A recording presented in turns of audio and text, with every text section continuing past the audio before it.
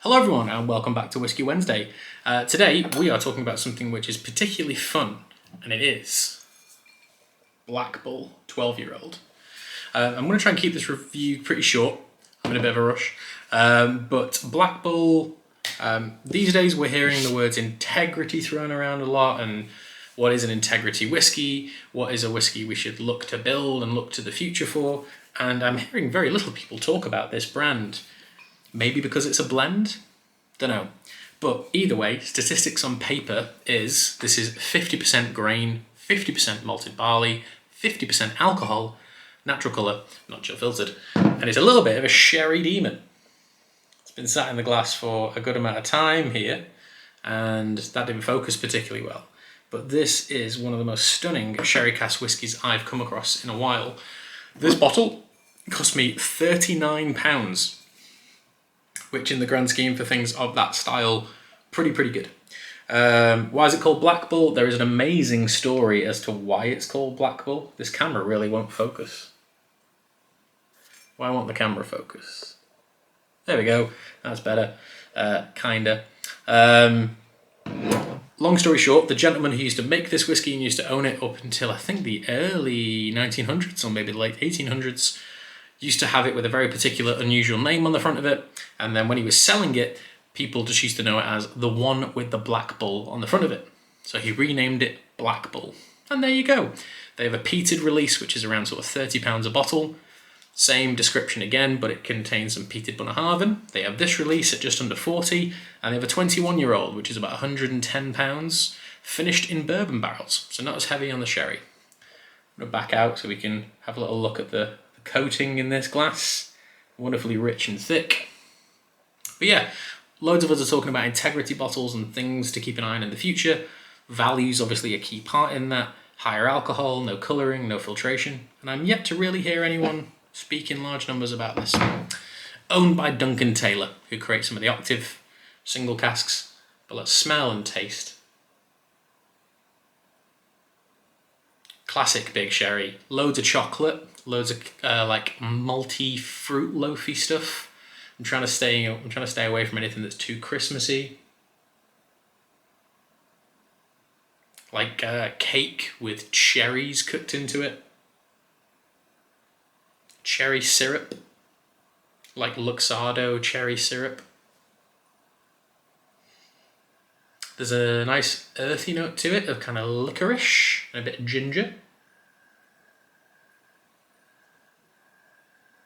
So the sweet and the savoury, mixing all together quite nicely. Taste.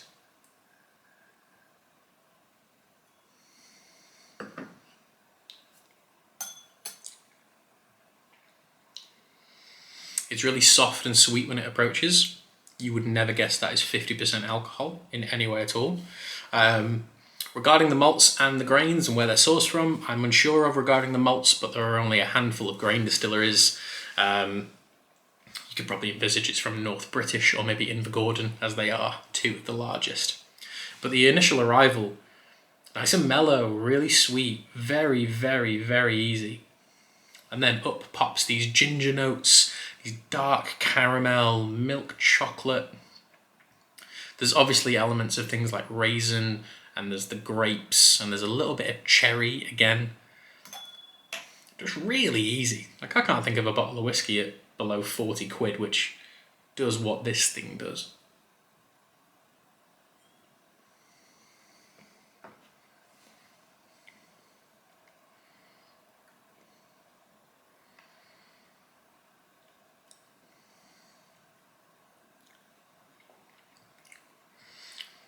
Back onto the herby, kind of earthy side of things. Lemongrass, more ginger. A variety of ginger too, like some of it's fresh, there's like a sweet pickledy thing to it, like crystallised ginger too. Like I'm getting very little of like vanilla or toffee. So the concentration of sherry cask influence in this must be relatively high amongst the malts.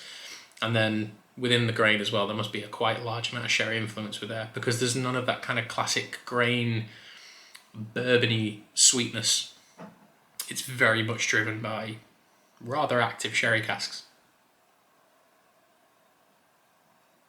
And now there's like a almost like bonfire night, not peated, but like bonfire night sweet smells, like donuts, like freshly fried donuts, cinnamon, a little bit of like kind of cinder toffee.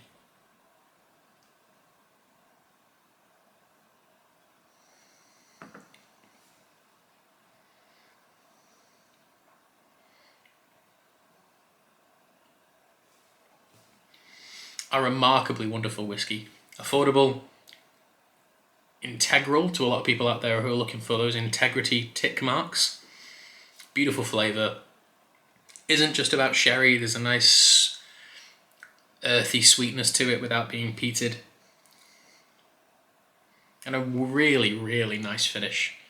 Just long and balanced and rich and warming.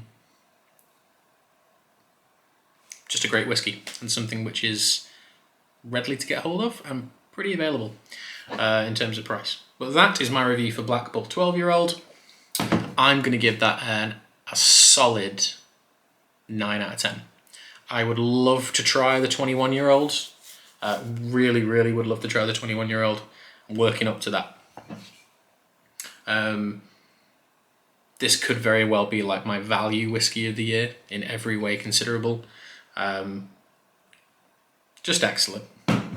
Thank you all for watching. That is Black Bull 12-year-old. That's a 9 out of 10 from me, and I hope to see you all again next week. Cheers.